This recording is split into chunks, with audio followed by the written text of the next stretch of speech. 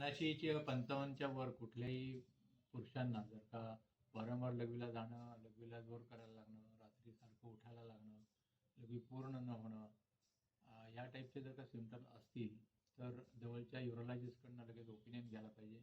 Sonography, युरिनची taste आणि pH म्हणून रक्ताची टेस्ट करायला पाहिजे आणि त्याची ट्रीटमेंट जी काही योग्य असेल ती लवकर चालू ठेवायला पाहिजे.